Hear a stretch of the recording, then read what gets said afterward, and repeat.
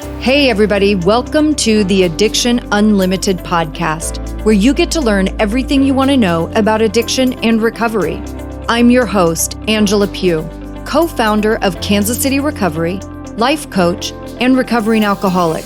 To learn more about me, you can listen to episode 0 on your podcast app or find us on the web at addictionunlimited.com. Hello, my friends. Welcome to your bonus episode number 112, where we're still rolling strong in the Double Down on Your Recovery series. What does that mean? Well, it means my part is double the episodes, double the support, and double strategies. And your part is to double down on your recovery efforts. Take all these killer strategies and worksheets and cheat sheets I'm giving you and use them.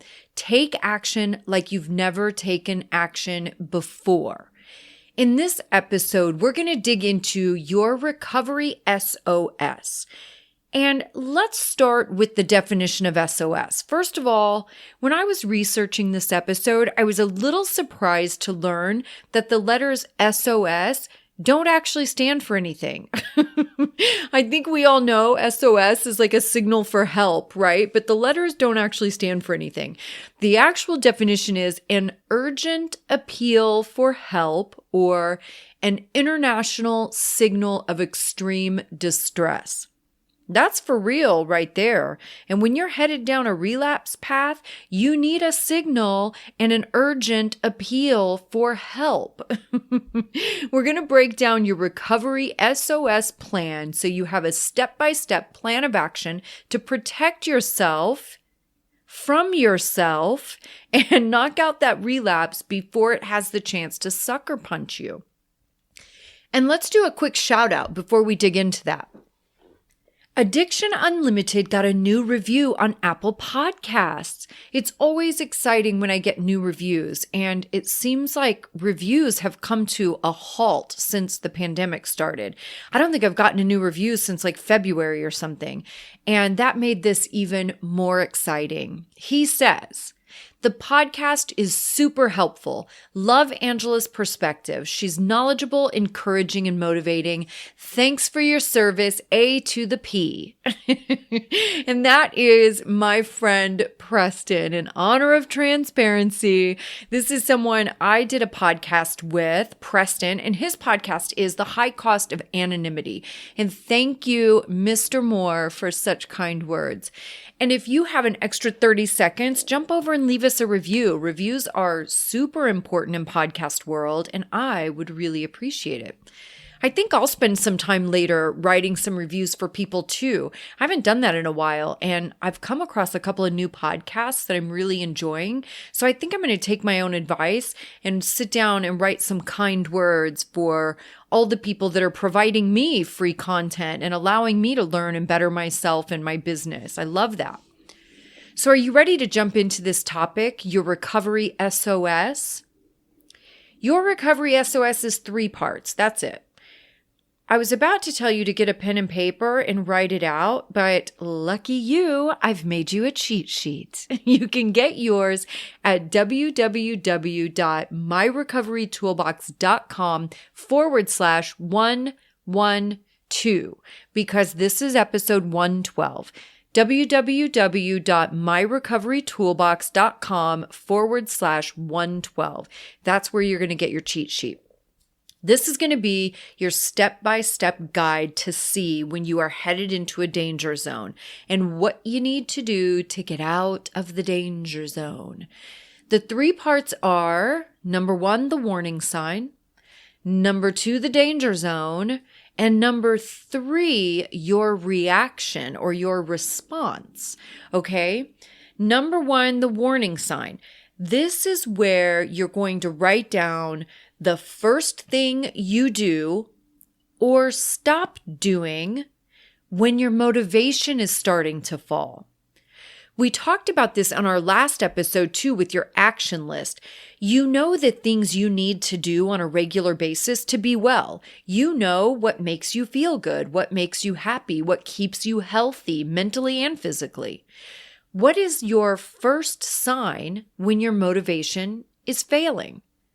Is it when you skip a meeting or you start showing up late? That's always a beginning sign that a person's commitment is starting to wane, is when they start showing up late. And this goes for anything. This goes for work or meetings or online meetings. As an employer, as soon as I see people start showing up late, I know something's wrong. They aren't taking it as seriously, or they aren't happy about something, or they're having some struggles in their personal life, like something is going on. Because when you're committed to something and you're committed to your well-being and committed to doing a good job, whether it's for your work or for yourself, you show up on time because it's important to you. And there's some excitement in that, right? You want to be there. You want to be a part of it. You want to be getting better. So you show up on time.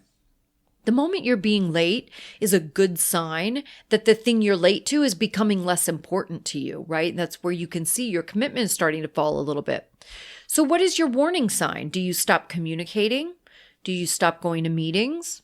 Stop doing daily readings? Stop journaling? Do you isolate? Do you stop engaging with your tribe? Think about your habits and rituals and think about what actions you take when your sobriety is at its best. And what is the first thing you start slipping on? That's number 1 in the SOS, the warning sign. Number 2 is the danger zone. This is when you know the warning sign is an actual problem. Like when you skip one meeting, that's not a big deal. But if you skip 3, this is a red flag that something bigger is going on, right? When you're going through this, it's super important that you're honest with yourself about what is really going on. Don't try to sugarcoat your own BS to yourself, okay? That will get you nowhere. You have to take an honest look at yourself and your habits to get this plan on paper. You can lie to everyone but you. Regardless of what kind of nonsense you try to feed yourself, you know the truth.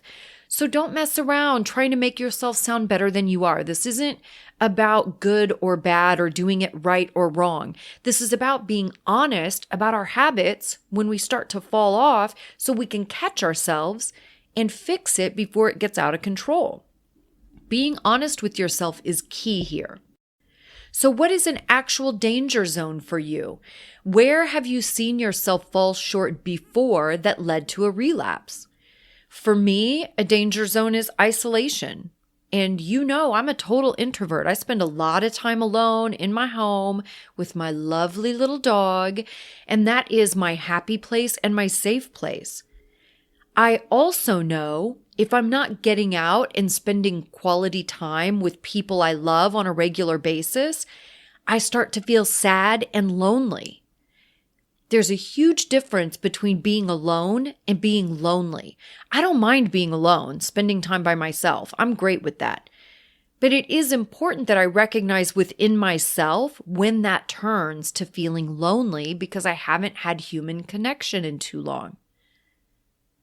I know a danger zone for me is if I isolate too many days in a row and I don't get out. I'll tell you one of my biggest danger zones with food. You guys know I put a lot of energy into changing my eating habits, and I'm focusing a lot on nourishing my body, eating well to care for and love my body and my brain. And this is hard for me because I've been out of control with food my whole life, right? I have periods of eating well, but I've never made a true lifestyle change. And that's what I'm working on now. So with food, for me, number 1 is the warning sign, right? That's a craving. I do struggle with cravings a lot. When a craving comes up and it's super strong, this is a warning sign. Most of the time I can get through a craving. But if a craving goes on, like for a whole day or 2 days, now we're getting into step 2, which is the danger zone, right? So warning sign is a craving, but when the craving continues nagging at me day after day, I'm in a danger zone because I'm human and I'm only going to be able to fight that craving for so long. One of the lovely character traits for people with addiction is we are obsessive. When a thought enters my head, I obsess. I don't just think about it once or twice. I think about it constantly, obsessively. And me and the committee get into intense conversations about whatever it is, and we mull it over and overthink it and analyze it, and it's the obsessive nature of it that makes it challenging. And when I'm in that danger zone, I know I need to do something or I'm definitely going to lose the battle. And that brings me to number 3, your response or your reaction. What are you going to do to get through that danger zone without slipping all the way back?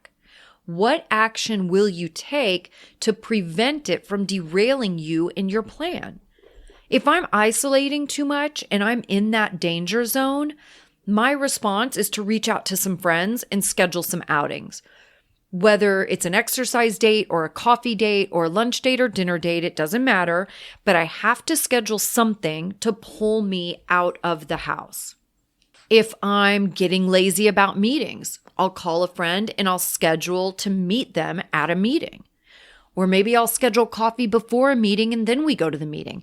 I have to create accountability for myself so I know I will follow through. And I have to make it fun so I want to do it. Like the coffee before a meeting thing is a great sober hack, right? I can call one of my buddies. There's a coffee shop right across the street from my home group. I can call one of my buddies and be like, dude, let's have coffee 45 minutes before the meeting and then we'll just drive across the street. Now I'm locked in. I've got human contact, great conversation. I'm going to have some laughs and connect with my friend, and then we're going to go to a meeting. Like, that's brilliant. But it's my responsibility to take the action to protect myself and feed my recovery. Don't sit back and feed your addiction by isolating and not communicating. And sit back and spend quality time with the committee. The committee is full of terrible ideas. You do not want to spend quality time with the committee. Like, get out of there. So let's go through these again. Your recovery SOS. Number 1, the warning sign. What is your first warning sign that your commitment and motivation are starting to fall? What do you do or stop doing that is your initial warning sign? Number 2, the danger zone. When does your warning sign hit a place that it's an actual danger zone? Number 3, your reaction. What action are you going to take to make sure you don't get totally off track? All right, let's do an example of an SOS real quick. Your warning sign is you're hanging out with drinking people. When you quit drinking, you took some really smart steps of separating yourself from your favorite drinking people because you don't want to drink anymore and you don't want to be tempted by hanging out with the drunks. And maybe you don't want to tell people you're not drinking yet. So you've kind of isolated yourself and kept yourself safe and just spending time with safe, non-drinking people. But all of a sudden, you're texting your old drinking friends a little bit, or looking at their pics on Insta or Facebook.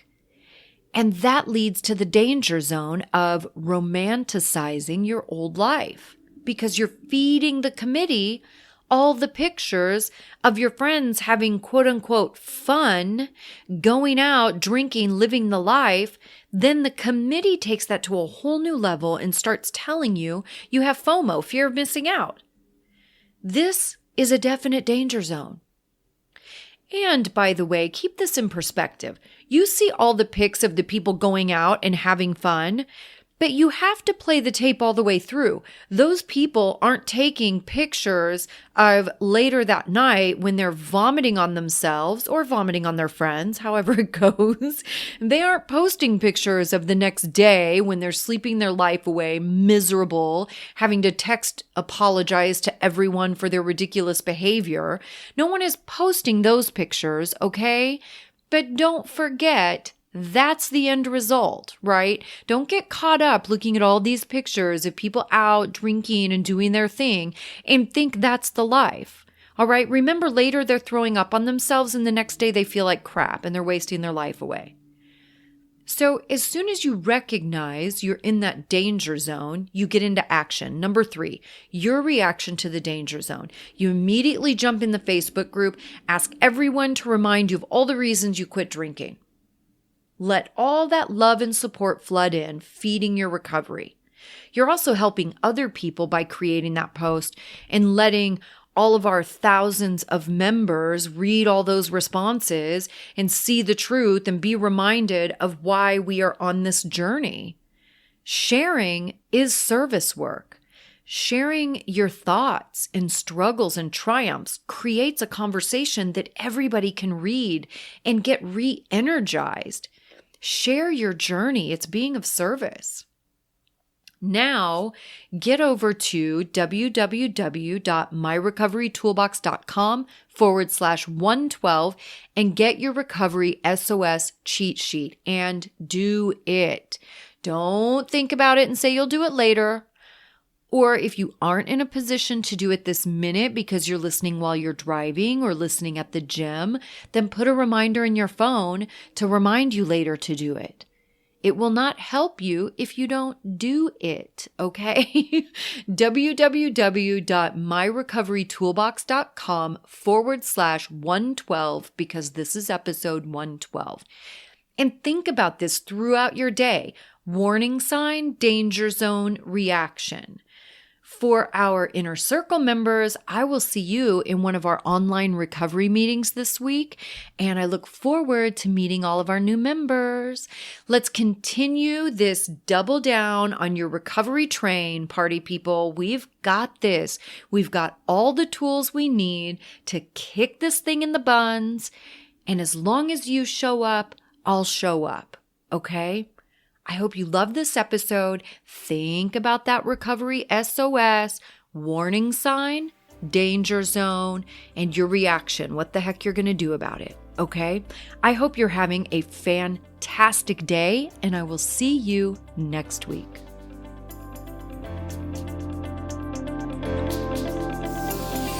You've reached the end of another great episode of the Addiction Unlimited podcast. Candid and honest conversation about addiction and recovery. Be sure to visit us at addictionunlimited.com to join the conversation and access show notes and links to everything we talked about. Love this episode? Please take 30 seconds to subscribe, rate, and review on iTunes to help us improve and give you the information you want.